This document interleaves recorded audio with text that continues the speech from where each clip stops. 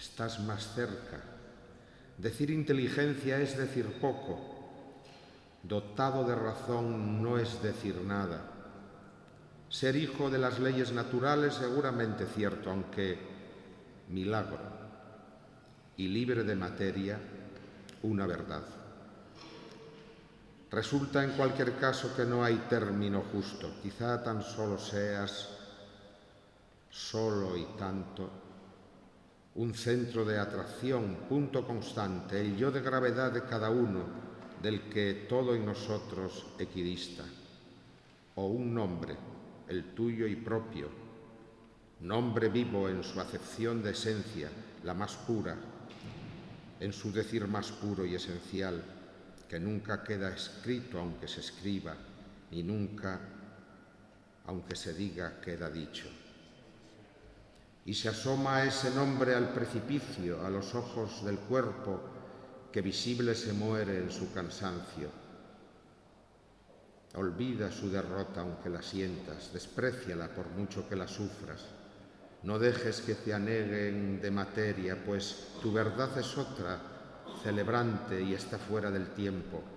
Hagas en ti, serena, la sonrisa, la única defensa verdadera. Usa tal arma, pues, y hazle frente a la muerte. Solo el gesto. No te enfrentes a esa. No merece la pena a campo abierto. No te enfrentes a esa, en tanto que ella carga a cuestas los escombros, la materia. El mundo empieza ahí, donde tu nombre, y acaba en ese cuerpo, polvo y tierra, el campo de la ruina. Sonríe ante la muerte, lo llevará sin ti, de ti amputado, aunque todo suceda, el cuerpo en paz sin que tú te des cuenta por los siglos. Tú inmaterial y nombre, oh innominado, ser de razón y respuesta imposible, que abandona su casa, los escombros y habita en lo intangible, memorable.